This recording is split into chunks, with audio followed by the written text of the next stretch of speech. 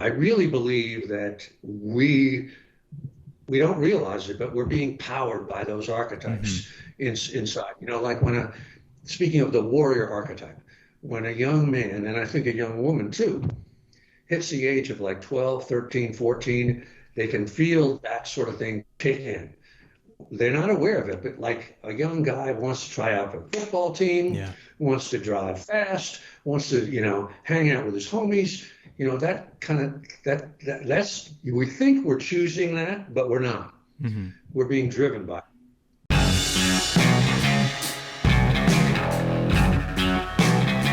All of your work around a warrior culture, what drew you to that in the first place? It really comes from my experience as a writer Hmm. rather than, as a, former Marine or anything like that. Um, it's if you've read The War of Art, and I know you have, writing is an inner war, you Hmm. know, um, and I've sort of along the way, for whatever reasons, I sort of call upon the warrior virtues, the virtues that you might have as a Navy SEAL or as a soldier or as anybody, to kind of help me in that inner struggle, you know. So that's sort of where I come to it. I sort of think of myself as kind of as a warrior in that sense. I've heard different things like Larry McMurtry. I don't know if you've heard this. The guy who wrote Lonesome Dove and Oh, yeah. Terms of Endearment and all of those wonderful books from out of Texas. And he thinks of himself as a writer like he's herding cattle, like he's herding words across the page, And I think which I think is great, and any metaphor that helps, I Hmm. think is you want help from anywhere. So that's kind of how I kind of come to that metaphor in my mind. Hmm. Yeah, and this metaphor is really a connection of your nonfiction and your fiction work that it seems some people miss. I remember I saw you do a video about the warrior archetype, and you said a lot of people read, the War of Art, but don't read Gates of Fire. But Yeah, yeah. you see a connection there for sure. And I like to think I'm someone who's on that bridge. I've read both and loved both. But what do you see as the connection there? Well, one is about the external war, Gates of Fire, Hmm. which it talks about, literal battles of, the enemy coming and swords and spears and shields and all that sort of stuff. And the War of Art is really about the inner battle, about the vices of self-doubt and fear and complacency and arrogance and self-sabotage and all that kind of thing. So, but they really are, to me, the same thing. If you read Gates of Fire as a metaphor, or think about the historical battle of Thermopylae as a metaphor, there's this massive enemy coming at you, and you're, outmanned, outgunned, out everything, and you have to sort of hold the pass, then, you can apply that to any inner struggle that we're having too. Hmm. Not just as an artist or a writer, but in our own personal lives or anything like that. So that's the link. I'm glad you were on the bridge, Brendan. I like to think so. Yeah, both were highly recommended to me by different groups of people. I remember a good friend in the Air Force who's very well read. He recommended Gates of Fire, and he said you have to read this. And then my Los Angeles creative friends who are in video production and things like that, they all have War of Art on their shelves, and they all say, "Oh, you have to Uh-huh. read this." Uh-huh. So I was fortunate to touch both worlds. But if you're Great. someone like the creative type, and you want to learn from Gates of Fire or from stories like that, what would you say that person should bring to that reading? Should they be looking for examples or trying to place themselves in the mind of a character? How would that work? A book or a movie or something is always about something. It always Hmm. has a theme. Hmm. And in the case of Gates of Fire, the theme is, in my mind, is fear and the opposite of fear. Fear and how we deal with fear. And if you see that in the story, all of the characters, the male characters, the female characters, everybody is dealing with fear in one way or another. Hmm. fear of death, fear of disgrace, fear of letting down their brothers and sisters, that kind of thing. Mm-hmm. And they each one of them finds and it has their own answer to that. The women have one answer, the men have different answers. So in that case, if you were an artist and you were reading that, I hope you would sort of relate to your own fears. If you're a stand-up comedian and you're scared shitless of getting up on stage, Yeah. if you're an actor or actress and you're scared, at auditions or, in actual performances, if you're a producer and you're scared of the meetings that you have to take and the raising the money and so on and so forth, or if you're a writer and you're just afraid of, all the things that we're afraid of, confronting the blank page and following through and et cetera, then I think you could read that. You could read Gates of Fire in that way, and there are quote unquote answers. The different characters come up with different answers.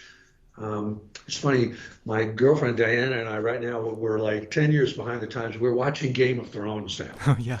And that's, the sort of metaphor I think is just, raw ambition is sort of what it's about.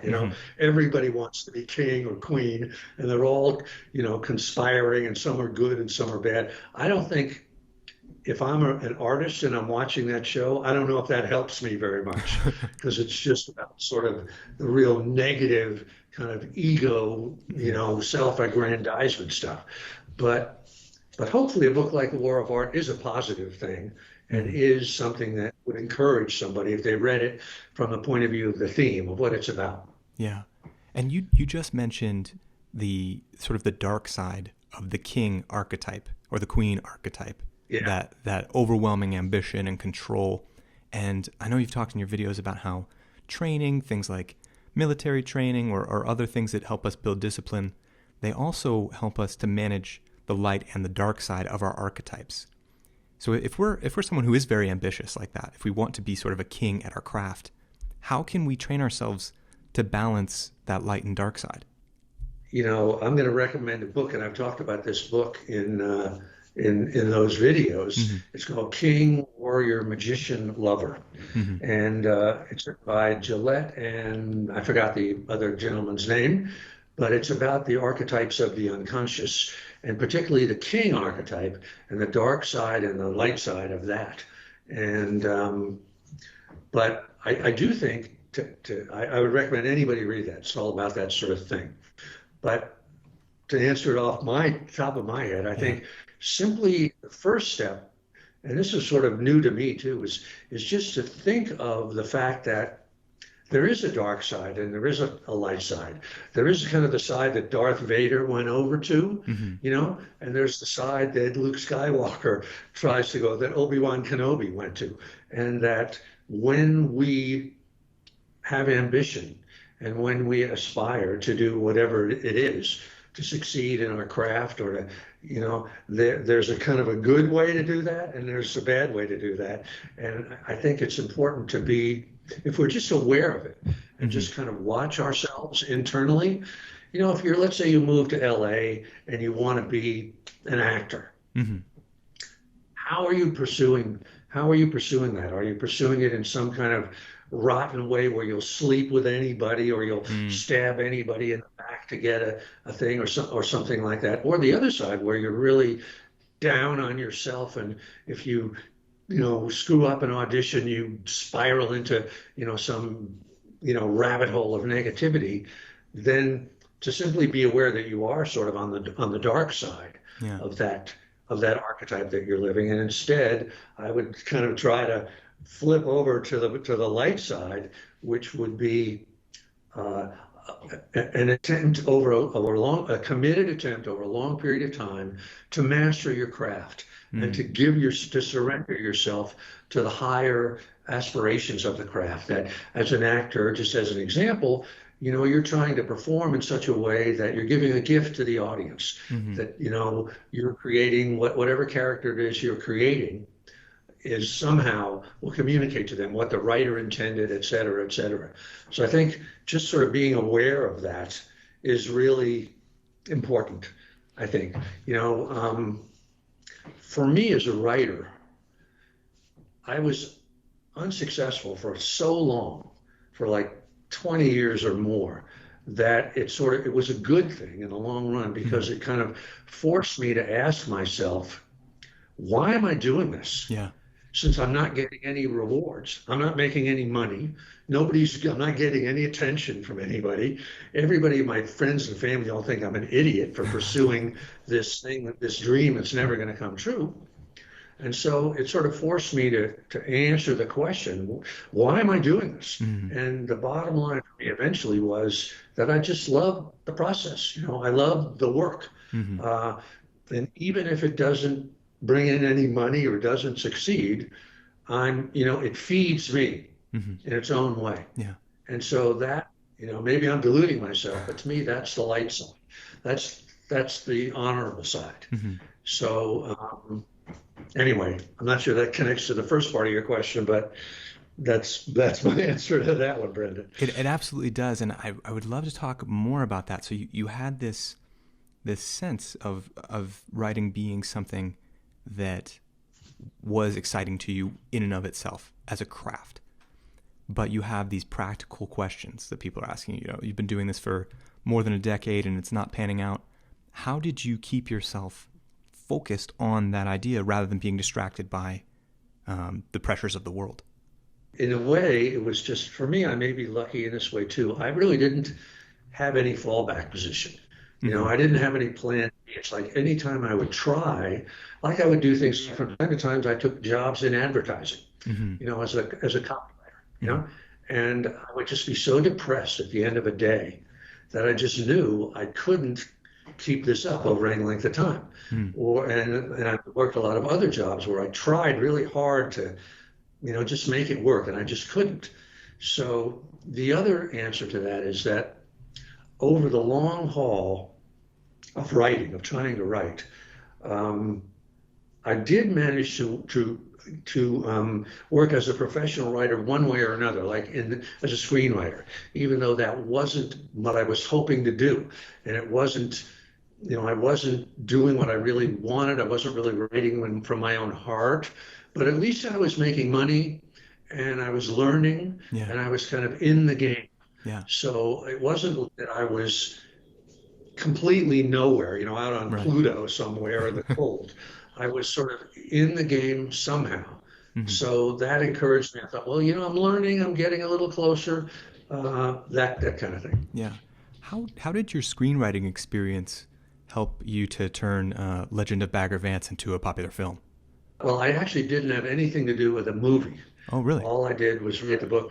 They immediately fired me Oh. as off the project as soon as it became a movie. So I really didn't have anything to do with that. And in fact, I think they really screwed up the movie, Oh, and I don't like the movie at all. really? And I always would say to people, read the book. The book is much better. Uh-huh. Um, so yeah, so I really didn't have anything to do with the movie at all. Mm. They let me come on the set, the location for one day, gave me a cup of coffee, and sent me back to the airport. Oh my gosh. Oh wow. What do you think was the difference that you noticed that was sort of bothersome? Well, I don't want to trash something. I don't want to Sure. talk about. Let's just say that it's very hard to make a movie about golf, and the Yes. only one that's ever been it's been Caddyshack that was just a total lampoon. Yes. So I'll leave it at that. It's hard to do. I see. How would a military person take a book like The War of Art into their profession? The thing about the military is, and there are a lot of things about the military, Yeah. but one of the things about it is that your day is structured by other people. Yes. Structure is imposed upon you from outside, right? There's a uniform of the day, there's a plan of the day, you have your orders, and a lot of people thrive on that, but then a lot of times when people leave the military and they're kind of thrown back just on their own resources alone, and the day is not structured for them, and the year is not structured for them, they struggle with that because it's a shift from externally imposed discipline to self-discipline. And that to me is what the War of Art is all about. It's Oh. about that inner battle Mm-hmm. of when you wake up in the morning and the day sort of stretches before you in, like, the Sahara Desert, right? And what are you going to do from hour to hour? How are you going to use your time? How are you going to keep your focus? How are you going to get a rhythm, like a battle rhythm, like you would have in the military, where you're Hmm. doing A, B, C, D, E? And you now have to do that yourself. You have to kind of create your own plan of the day and your own plan of the year, of the 5 years. So that's where I think the war of art would apply to some people coming out. Some people like Jack, our friend Jack Carr, for all of your audience here That's that's right. Yeah. listening. He came out of the military and he had a plan. He had a plan before he even went into the military. Right. He knew that he wanted a thriller writer. He was thinking about it all the way through, and he hit the ground running. I'm sure the first day that he was a civilian, he was already enacting his plan for the next stage of his life. But he's a rarity. He's a rare bird. Yes. Um, a lot of people struggle with that. Yes. Yeah. I think Jack even had a draft of his first book when he finished with the military. For that is, he said to me, um, he said, if I was going to quote unquote enter the space, meaning become a writer, Hmm. he said, I was going to do it right. I was going to know what I had to do, not just the writing part, but the promoting of the book and, branding himself and all that sort of stuff, which he has done as good as anybody, if not better than anybody. Yes, that's one of the biggest things I've noticed being in his orbit lately is how great he is at the marketing, how aware he is, but how he brought his military approach to that phase of life. He was studying the Yeah, battlefield before absolutely. he ever got there. Yeah, yeah. We pull from the wisdom of the ancients and all of these great traditions, religious traditions, warrior traditions, and that's something that you do so well and you've taken such care of in your books. How do you think people can learn from the ancients? Is it reading? Is it meditating on these ideas? How can we take from the wisdom of history? It's another great question. And I think there's no substitute for actually reading Hmm. the books that were Hmm. written back then. Yeah. I mean, people, Thucydides, Herodotus, Hmm. Plato's Socratic dialogues, Xenophon, Arian, there's a whole kind of library of them. And I know that when I first got into that, I Yeah. really was not into that. Like in school, I Hmm. really didn't know anything about it. It's only when I kind of started working on Gates of Fire, started researching it and some other, well, I should take that back. Before that, I kind of got into it just for fun. And for me, I found when I started reading these books, Herodotus and Thucydides, that sound dusty and dry and ancient, and I'm sure anybody that's listening to this right now is shaking their head or tuning us out or thinking crazy. Yeah. But when I started reading, at least for me, it was like a breath of fresh air. Mm. And I felt like I'd found like some secret document, from the ancient days, Yeah. which is what they are. Yeah. But there's so much great stuff in there Hmm. that I would say simply read that. Like these are books that are put out by the Harvard University Press, and they're all the ancient world type of books. Like this one is Demosthenes' Orations, which sounds dry as hell, but it's not. It's great, and they're wonderful books that actually have the Greek on one page and English on the other, and that's just to me, that's like a secret library. It's like Obi-Wan Kenobi's library that Yeah. he It's personal wants. journal. And it's great stuff. I can understand how people think it's dry, but a lot of it really is not. It's fast. I mean, it's like the Bible in the sense that Mm. there's great war stories in there. There are Oh yeah. incredible stories of just like Game of Thrones type of stories Hmm. of, the people did this and that and the other thing. You go, holy shit, what? So that's what I would say. Reading that stuff, or failing that, reading stuff like my stuff or Robert Graves stuff, or historical fiction that's of a real high level, not Hmm. junk historical Yes. fiction. I'm sort of popularizing that stuff. I'm kind of making it accessible to the modern reader, so you don't have to beam yourself and imagination too much back into it. I'm Hmm. making it easy.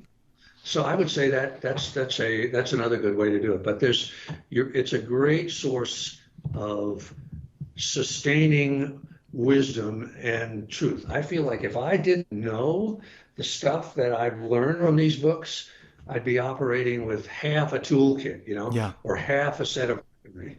Right, right. There's a reason that this sort of wisdom has lasted and that we're still seeing it in print today, Yes. for sure. You think about a movie, if a movie lasts 40 years, 50 years, like Casablanca or something like Yeah, that, blows our mind. Oh my God, it's timeless. But right. this is from, 2,500 years ago, and it's still great. That's something that Ryan Holiday hits on a lot too. I know he's blurbed at least one of your books as well as is in his popular nonfiction.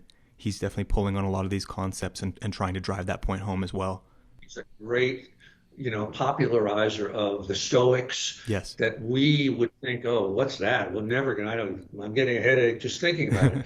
But he makes it accessible, and he brings it into a way that you can say, oh, that's how I would apply that today. Right. Reading the news that's coming out, of crazy shit that's coming out every day. His website, The Daily Stoic, I would recommend that. It's a Oh, okay. great, I read it every day.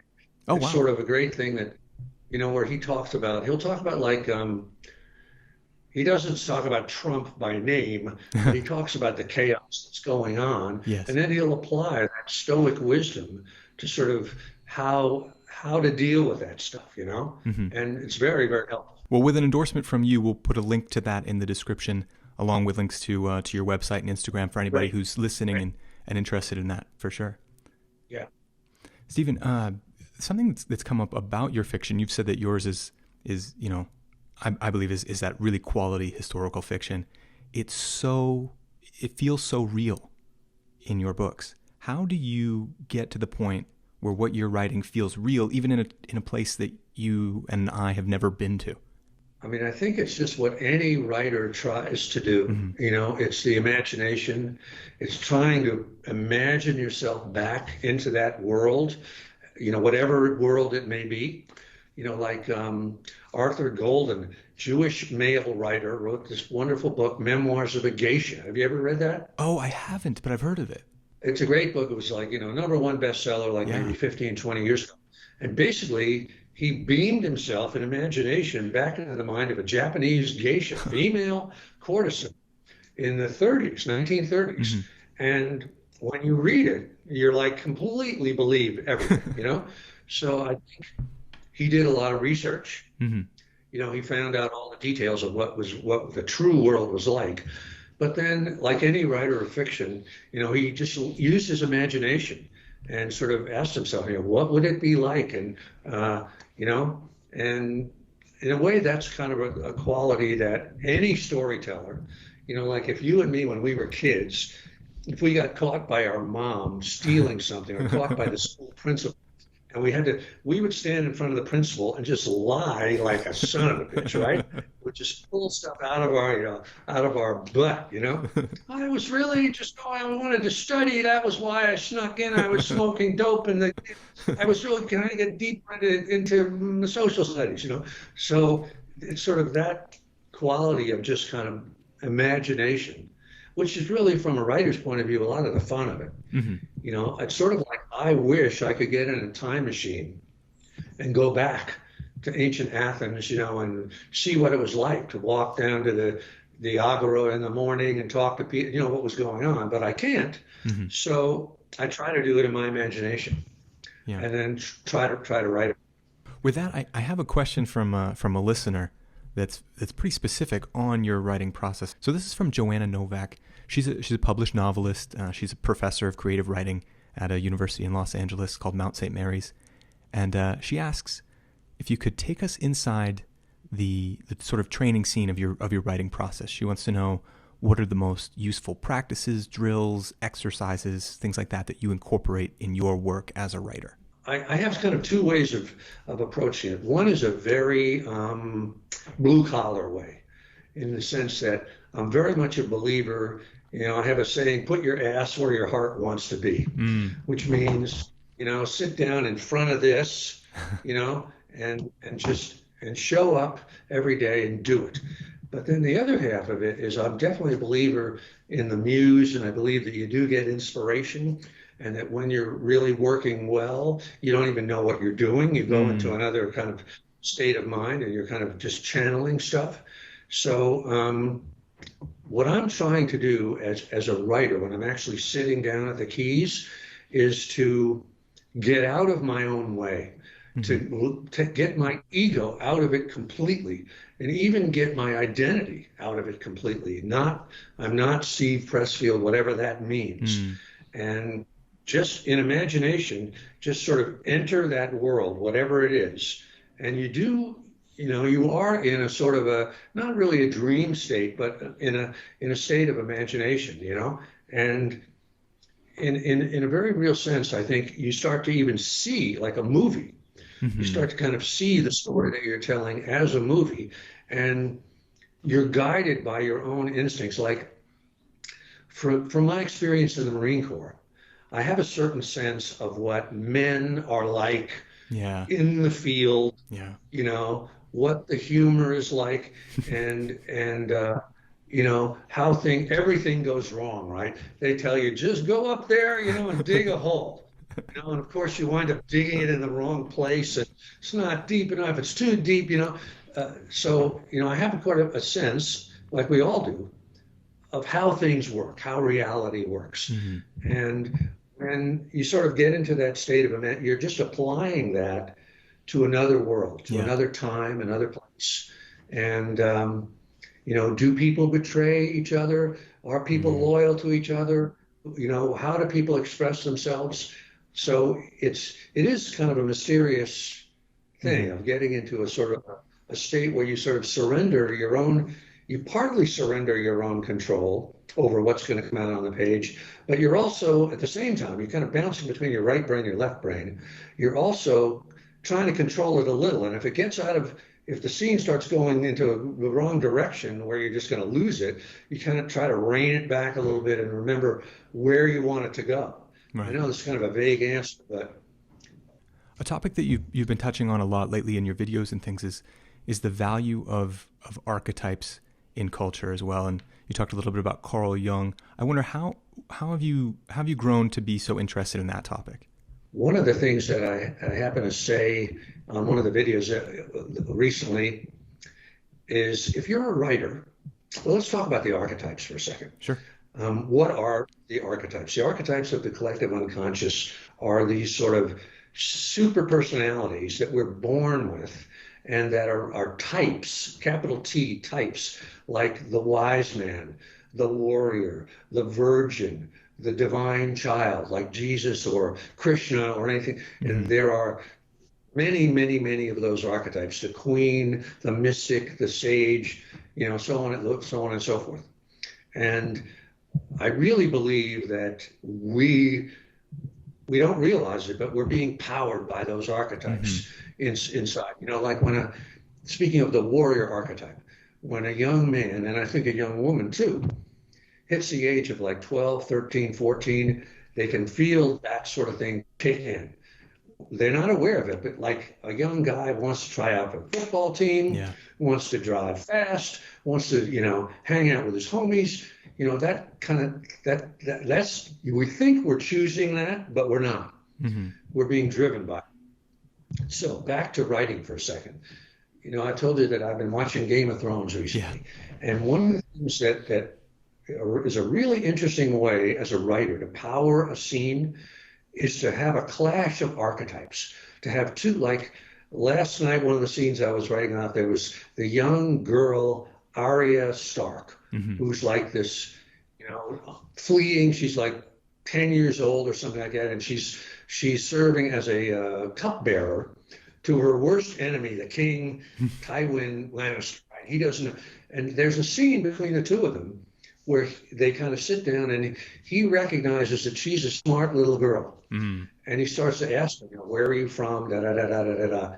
And it's a great scene because of the two archetypes. A better thing might be Obi-Wan Kenobi and Luke Skywalker. Hmm. Two different archetypes, the young warrior archetype and the sage archetype. Hmm. And there's a lot of great energy between when you can do that in a scene. Yeah. If you look at practically any great movie or book Mm. or something, the characters are almost always archetypes. I mean, think about Don Corleone, Marlon Yes. Brando. I mean, that's archetype of, right, the gangland boss, the father, the paterfamilias of a family, and all of the other people in there are archetypes too. Sonny is an archetype. Yeah. Michael is an archetype. Kay is an archetype. Luca Brasi is an archetype. And they're enemies, the five families, they're all Yeah. archetypes too. That's what gives it its power. Yeah. Though that story its power. Yeah. Western movies, if you think Oh. about any movie with John Wayne in it, or Clint Eastwood or Hmm. Steve McQueen, they're all that male warrior archetype. Yeah, it's everywhere. It's one of those things like you reference a lot the work of Joseph Campbell and the power of myth, and Yeah, once yeah, you understand Hero with a Thousand Faces and the hero's journey, you see it yeah, in all these stories.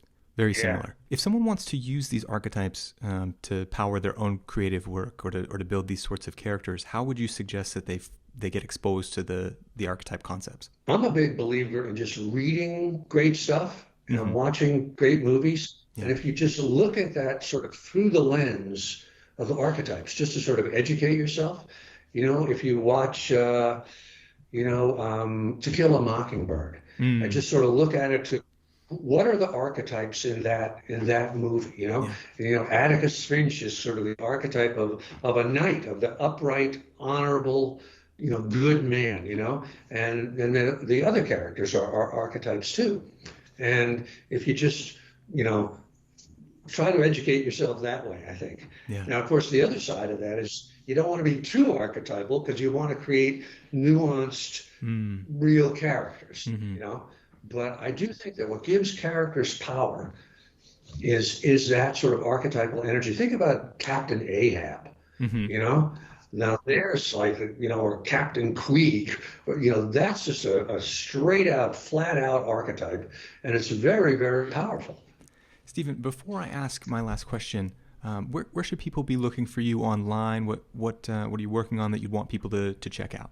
Just the main thing that's online right now is my video series called The Warrior Archetype, Hmm. and it's on Instagram. But if you just anybody goes to my website, which is just my name, stephenpressfield.com, they'll hit that right away.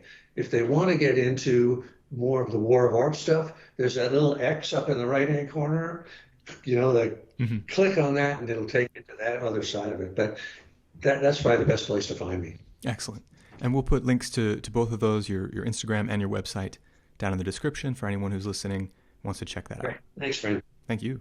So, Stephen, my final What was your question. last question? Yeah. I'm thinking, for someone who's a leader and they want to cultivate people who are working with them and they want to help them to become this warrior archetype and to balance that light side and dark side, what advice would you have for that leader to bring that out in people? Oh, I might have to recuse myself on that question because I'm not really a leader of other people. Hmm. You know, uh, I'm thinking of my friend Scott Mann, who is a retired lieutenant colonel from the Special Forces and who has a website called Rooftop Leadership, which I think is really great. And he's definitely one of those guys who builds a team and knows how to motivate them. And a writer is a solitary creature, and Hmm. I'm just trying to, beat my own self up. So I would recuse myself from that question, Brendan. I really, the best thing I think a leader can do is model it themselves, Yes. the way they conduct themselves. Yes. But that's only a half answer. It's really not a good one. Well, sir, Stephen, you are certainly a model for many people in the military. I've seen your books on shelves in ready rooms and places all over the military, and it's been a big influence on a lot of us. So, thank you so much for creating the work that you were made to create and for sharing with all of us today. Thank you so much. All right. Thank you, Brendan. Thanks for having me on. Thanks for the work you're doing. And thanks for the great questions. People have asked me a lot of questions. You asked a lot that I've never had to answer before. So that's really good. I appreciate it. It took some thought. And say hi to Jack for me. I will. And we'll do this again sometime. Oh, I'd love that. If yeah, maybe in Malibu, that would be a blast. All right. God bless. Keep up the great work.